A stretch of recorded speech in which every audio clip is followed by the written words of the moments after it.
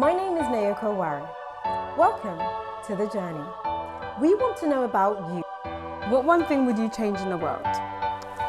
What is so unique about your journey? They are not your average guests, and these are not your average journeys.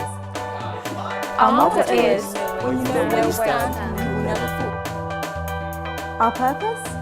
To inspire, encourage and motivate. Want to know more? You can contact us via Facebook at The First Journey or via our online channel by searching for Nayoka Oware, or you can visit our website at www.nayokaoware.com. the journey, One word. Different journeys. Hi Ekow. Hello. Welcome to The Journey. Thank you. Thank you for granting me this interview as well. No worries. So how are you doing generally? I'm doing quite well. I mean, since the beginning of this year, anyway, like comparing the way I've been throughout the year. You suffer from multiple sclerosis. Yes. I'm pronouncing it correctly. Yeah, multiple sclerosis, yeah. Okay, before you were diagnosed, Mm. did you have a hunch that you were suffering from some sort of ailment or that something wasn't right within you? Yeah. You yeah, did? I did. Because from about 14, 15, I remember waking up one morning and going to move out of bed, like come out of bed and my legs wouldn't move. So Like that- at all? At all. No feeling? It just wouldn't respond. Did you have any feeling in your legs or in your I didn't. toes? Your feet? I didn't really check for that. I was just trying to get them to get out of bed. Understandable. You know? That's just like, why would That's we just listen? routine. Yeah, you Get know. up and go. Exactly. You know? But for some reason, no, they thought, nah, just not gonna listen to you today. But like, so I, went back to sleep for a couple of hours, woke up, and they were a little bit better. But since then, they had been a lot weaker. Right. And since then, I couldn't quite run anymore, as in physically. Okay. Not because of pain or anything, just it was as if either my legs forgot how to walk and run, or they could no longer like maintain Right. the act of walking or running. Okay. But the walking side of it wasn't that bad. So we went to the doctors and they just said, you grew really tall really quick. So that's the reason your legs weren't responding? Is that what they were trying to That's say? basically what they were saying. They said, It's a bit strange. yeah, I think these maybe were not their specific words. But that's what you heard. Yeah, they basically said, oh, your muscles have stretched out so it can't support your bones and all of that stuff. So I thought, oh, alright then, it will sort itself out then. It didn't. I was only diagnosed this January, literally a week before I had the relapse. Yeah, that was when I was given the proper diagnosis. Even though I never knew what it was, I always thought that it would be something that would go away. After a couple of weeks or So, something. Yeah, but good thing is, bright side, I managed to learn a lot of like random tricks. Really? Like, I don't know, Sure. like I'd be walking down the road and my legs would get tired and I would have to turn a corner. Turning corners are a lot more difficult than Right. we can, Things we take for granted, yeah, right? exactly. So instead of turning a corner, I'd usually sort of try to swing my body whilst holding on to a pole or something, Okay. just to make it look natural, like, oh yeah, I'm just casually swinging along this pole. But really and truly, if I try turning around, I'd probably like go in the opposite direction Seriously? or something. Yeah. So do you like, do this every time you come to like a curve in the road? Yeah. Now, Ekow, before that day when you got up and realised that your legs just weren't responding, Yeah. did anything happen? Like, did you feel weak like prior to that day? No. No blackouts, No. nothing. No, nothing. Literally no sign, no warning sign, no smoke before the fire. I feel like I had enough time before I found out exactly what it is to sort of go through the stages of being angry and being upset and everything. Mm-hmm. And then when I finally did find out what it was like, oh, You were okay, really prepared for it, exactly. Yeah, you've given me a name to it, that's fine. Thanks. Did you do any research? Like, did you go to Google, for example, and type in the symptoms and try and figure out what? I did, and what I it came was? up with. I remember seeing for the first time a word called ataxia, and then I remember seeing for the first time, because the only way I could describe it back then was my legs would bend backwards when they get tired. That's the only reason. That's the only way I could Like describe it. automatically, they just fold Yeah, in? like like when you take a step Yes. and then you sort of put pressure on your other foot to take the next step. As soon as I put pressure on the other foot, the firm foot, it's like my knees are hyperextendable, so it pulls back further than it's supposed to be able to. Okay, explain to me, what exactly is multiple sclerosis or MS? It's an autoimmune disease, which basically means your immune system starts to fight against you instead of trying to help you. In case of MS, the way I understand it best is so your white blood cells tend to increase from what I've been told. Like you tend to have a quite high white blood cell count, and what happens there is the white blood cells attack the myelin on your nerve cells, which then what the myelin does is it helps electrical signals pass through easily. So when you tell your leg to move, your arm to move, the myelin is what helps conduct that message completely through from your brain to your nerves. Okay. But when that is damaged, it means the signals can't go through as smoothly, which then means you have spasms. Obviously, you would have pain, and that's where the difficulty, I suppose, with the walking would come, because or difficulty with whatever part of your body it's affecting. So are you constantly in pain, or are there like spurts and then it ceases and it continues? I do take, Painkillers? Yeah, it's called gabapentin. Do you have to take them often? 3 times a day. Whether you're in pain or not, or do you just take them it's best to prevent? I suppose it's 3 times a day because I would be in pain at some point during the day. And what are the symptoms? How can you tell whether you have MS? I think one of the most frequent symptoms people do get is fatigue. If you find like you haven't really done anything, and you've woken up and you still feel like you have not slept at all. And is this how you feel throughout the day? Throughout the day, yeah. Sometimes you will have good days where you feel fine for a while, and then at some point in the day maybe you know. And how long do you have to take this medication for? For as long as you have I MS. have to, or I have MS, yeah. Is there anything you can do to prevent yourself from getting MS? In the first place, no. Yeah, nothing at all. It's more the fact of environmental effects on the body. I see. The way my doctor explained it to me was, people born here, fine. If you were born in somewhere like Africa, Yeah. and then you moved here before the age of 16, you are more likely to have MS. Right. Or Were you born? to develop MS, I mean. Okay, were you born in the UK? No, I was Oh, born you in Ghana. weren't? I lived in Ghana until I was 7. Right. I fall into that category. But even then, they do, the development happens later on in life. I managed to be one of the lucky people. One of the lucky ones.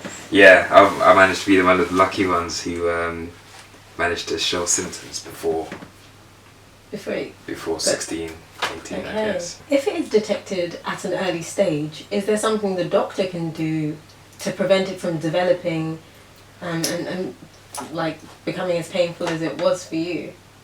They can delay how quickly it can happen.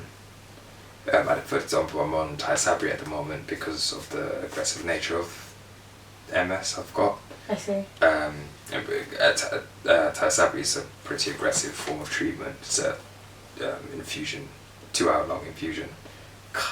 My goodness. Yeah.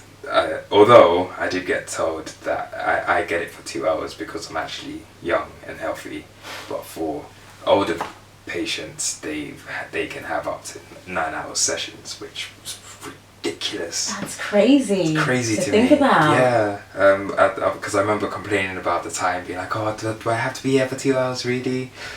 And this older woman sat next to me was like, "Oh, you be quiet. I've you, been here for you like be 10 lucky." days already. Yeah. You know, she's like, "I had to be here for 9 hours last time." It's like, well, but what that basically does is it longs out the periods of relapses. Okay, what exactly happens when you relapse? Like, I don't know, like for example, do you black out? I had a cold. Literally, I had a cough. I went to my friend's house because it was his birthday. Yes. And I was walking a bit wobbly and I was feeling a bit dizzy. I thought, it's just a cough, you know, I'll be fine, it'll pass. Yeah, it's not a thing. Next morning I came home, felt fine, still felt a bit wobbly but not even as bad. Came home, said hi to my parents, went upstairs, chilled on my bed, just, you know, relaxing, playing a game. Some whatever. music. Maxing. Yeah, absolutely. And then I got to get out of bed. I stand up and then suddenly I sit straight back down. I was like, what? Stand That up gravity, again. eh? Yeah, no. I was like, wow. It's I must have forgot how to keep standing. So let me try that again. Stood up and I was okay. I managed to get myself downstairs.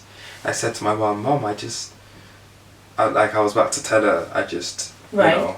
And then the whole it's not like the room spins. Spinning. It's like an unfocused sort of dizziness, like I couldn't feel the bottom of my feet. To feel your feet? Certain points at the bottom of my feet would feel like standing on cushions. Is MS contagious? Now I know it's a strange question, but it's like the Ebola virus. You know, people think it's contagious, and so on and so forth. Being in this house means you've already caught it. Sorry. No, it's not contagious at all. It's not like a cold, nothing like that. It's not like you can sneeze and be like, "Oh, sorry, gave me a mess, my bad." Man. Yeah, no, right. Mask everywhere. Is there a cure? No. For there to be a cure, you'd have to figure out how to stop your immune system from behaving aggressively without it ignoring every threat that happens to you. So like, if you can't get rid of your immune system, No. because otherwise you die. But then Probably. how do you control what, and how do you control exactly what the immune system sees as good and bad if it makes up its own mind to say, no, this nerve cell, I don't recognize you, I'm going to attack you? How do you change that, really? I understand. But I love your positive attitude. I love your outlook on it. I kind of feel like, to be fair, I feel you always got to take the positive. It's just easier. It's not always easier, but it's, in the long run, it just makes more sense. Absolutely. I have to agree with that. But that being said, I can't, people do tell me, "Oh, you're really inspirational, oh, you're being really positive." And that gets my head gassed a bit. It gives me a bit of a big head. Feel good. But at the same time, like I said before, this happened to me from when I was young. And because I didn't know what it was, there was no feeling sorry for myself. Because to me, it was just an imaginary thing. So just because they gave me a name for it, doesn't really change much for me. No. Because you already felt what you already went through the symptoms and all of that. Exactly. So. I mean, don't get me wrong, I'm just like everyone else. I went through years of depression. The doctor's office, did he take you to the office when he was telling you that you were diagnosed? Yes, yeah. Okay, you're sitting there, Yeah. and he breaks the news to you, and obviously you have your family surrounding you as well. Mm-mm. What was the first thought in your mind? Oh, actually, sorry. Terrible memory. We weren't at the office at all. We received a letter saying that he thinks that I might have MS because of the certain results that came back from the lumbar puncture and everything. But not everything else was sort of excluded. It was in hospital, when I was in hospital, that he fully came out and said, "Right, it looks like you really do probably have MS," but he was still waiting to eliminate one more thing, which was sarcoidosis. Which is Sarcoidosis. It's like, I'm not that read up on it really. It's but it's similar to MS, obviously. it's kind of similar to MS. Like I think it's an autoimmune disease, and I think that one affects more of your organs, like your lungs and stuff like that. To be fair, the way my doctor dropped it to me was like, right, so we're pretty sure you have MS, but if it's not MS, you better hope it is MS, because the other options are pretty bad. What a thing to say. But I did get it though, because I looked up sarcoidosis, and there's really not a lot of medication out there. Like, I feel like I missed a bullet there. Like, Okay. and maybe that helped with my attitude. Maybe realizing Possibly, that, exactly. It could have been much worse.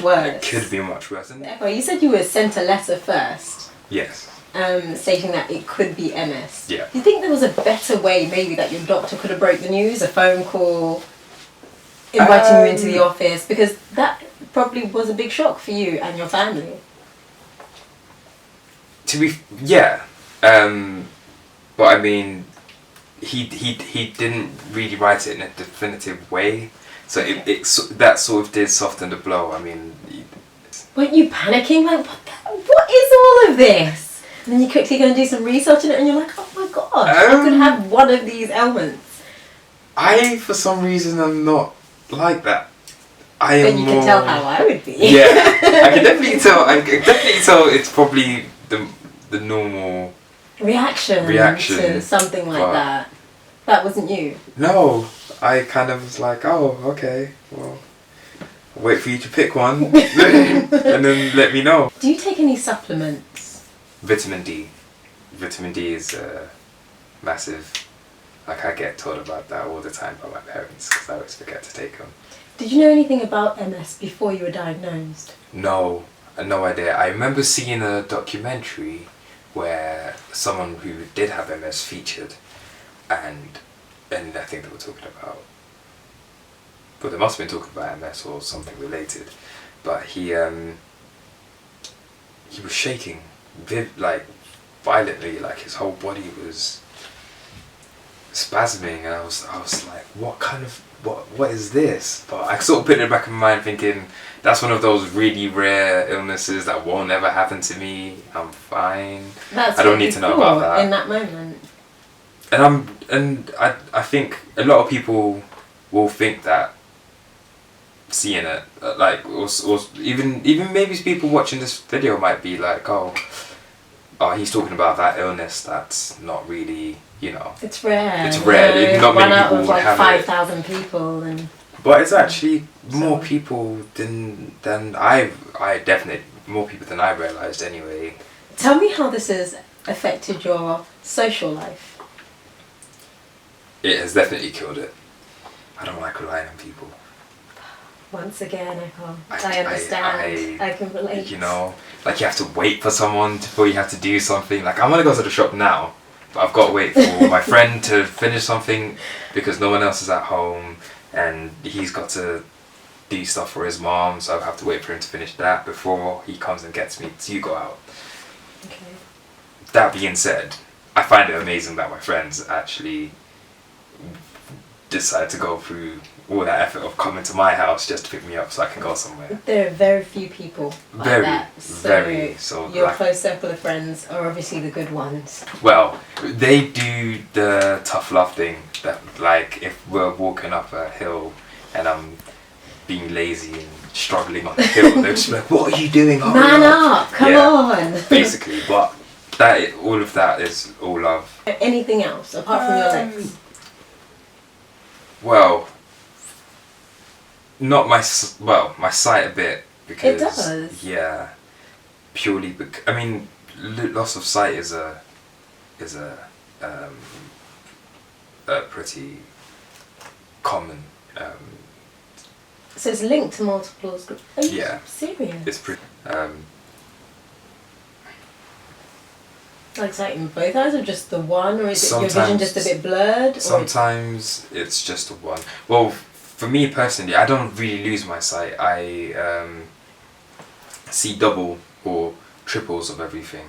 but not in a way where I can see you, then see a fainter version of you.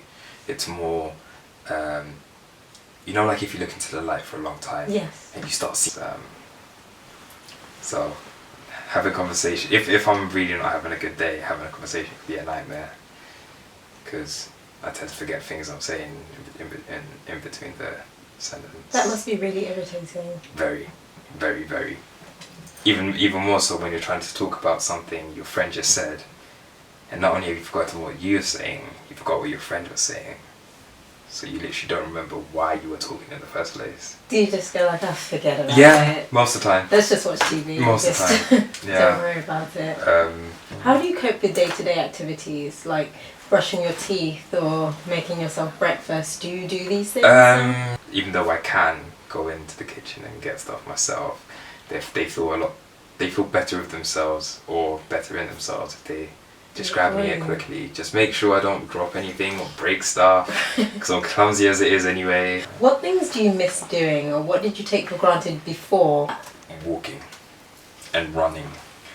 Literally, because I used to think, of course everyone can walk. How could you not walk? I even find myself doing it now, but with things I can hold, or things, you know, if my sister can't pick up something heavy, then I'd be like, oh, you're so weak. Yeah. Has your experience as an MS sufferer made you a little bit more compassionate towards those who suffer from MS or any other ailments? No. No. No.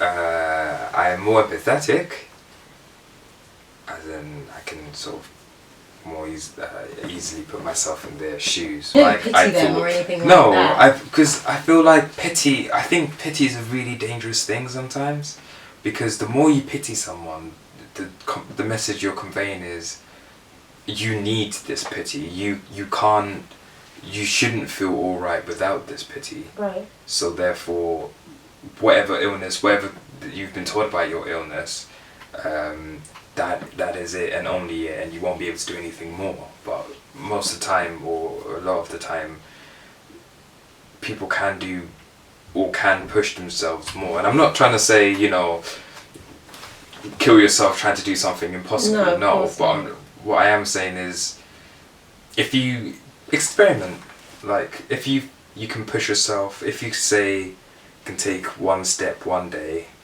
the next day see if you could take a step and a half. And this is exactly what you do. Which is, yeah, basically. That's encouraging. And you just sort of build it up from there, because you can't expect everything to be all right straight away. You can't expect to have an answer straight away. It's just a different way of living a life you would have lived anyway. Do you have any plans to educate the community on what MS is? You know, maybe younger children, mentor them, or make them understand that these ailments do exist. So if you have any symptoms, maybe go to the doctor. Yeah. Tell your parent. Well, I am. Speaking of which, I'm supposed to be doing a talk at my old school, my old secondary school. I think maybe the 17th of this month. The more people I can educate about it, the less likely people will find themselves in a situation I found myself. Absolutely. Where I didn't know what was going on, and I thought, oh, it was just nothing, so I ignored it for so long. If you could change one thing in the world. In the world. Let's aim high. What would it be and why?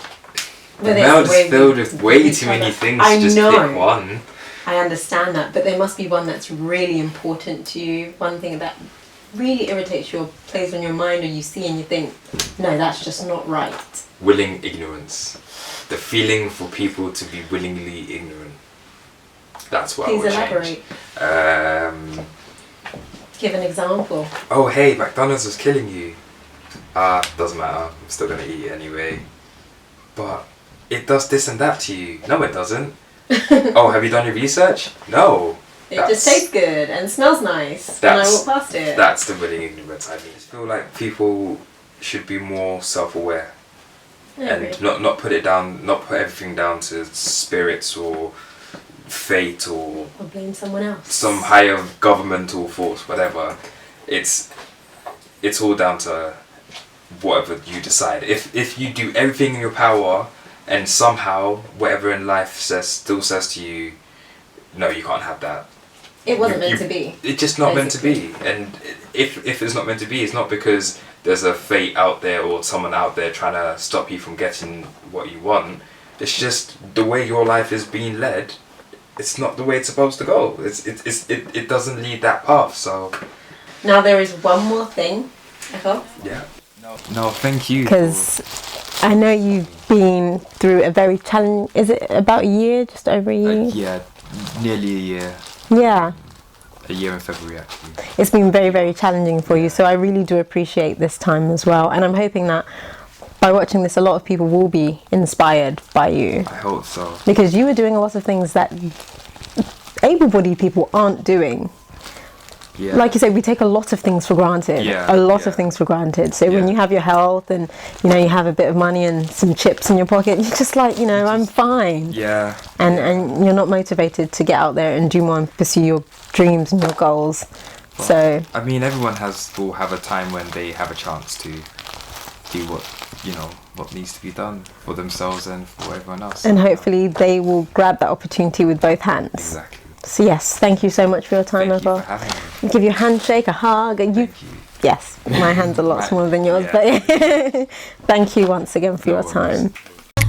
It's time for me to walk on my own, on my own.